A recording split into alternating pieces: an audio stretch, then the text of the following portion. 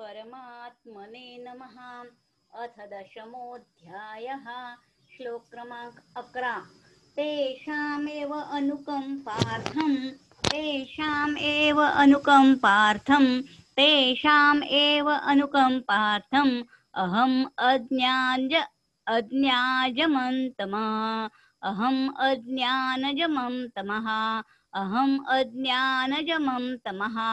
तेषामेव अनुकंपार्थं अहम् अज्ञानजमं तमः तेषामेव अनुकंपार्थं अहम् अज्ञानजं तमः तेषामेव अनुकंपार्थं अहम् अज्ञानजं तमः नाशयामि आत्मभावस्थो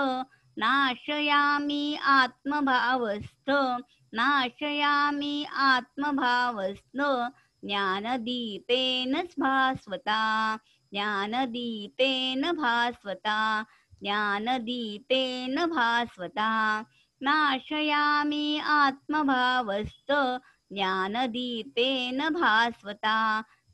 नाशयामि आत्मभावस्थो ज्ञानदीपेन भास्वता तेषामेव अनुकंपार्थं अहम्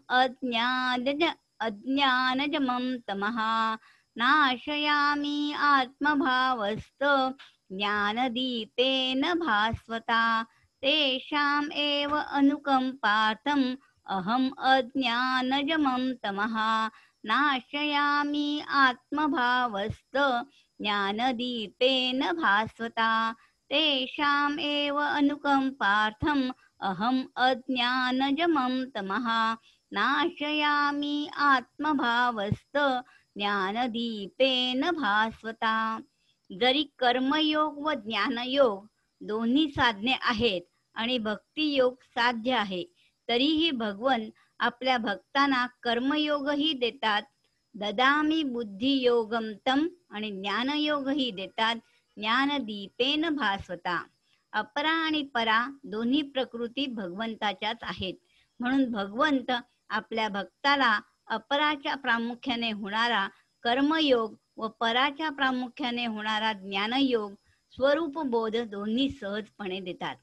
कर्मयोग प्राप्त झाल्यावर भक्ताद्वारे संसारावर उपकार होतो आणि ज्ञानयोग प्राप्त झाल्यावर भक्ताचा देहाभिमान नाहीसा होतो।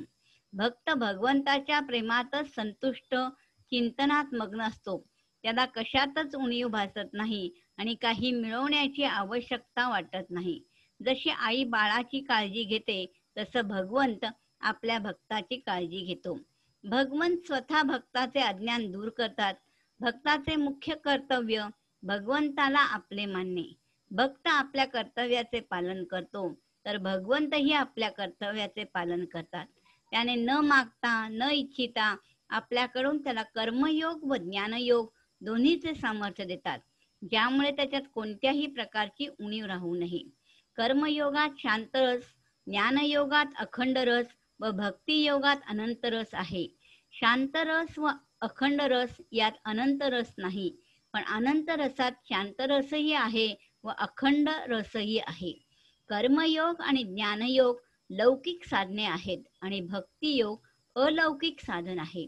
अलौकिकाची प्राप्ती झाल्यावर लौकिकाची प्राप्ती भगवत कृपेने आपोआप होते, परंतु लौकिकाची प्राप्ती झाल्यावर अलौकिकाची प्राप्ती होत नाही, कारण अलौकिकात तर लौकिक येते परंतु लौकिकात अलौकिक येत नाही।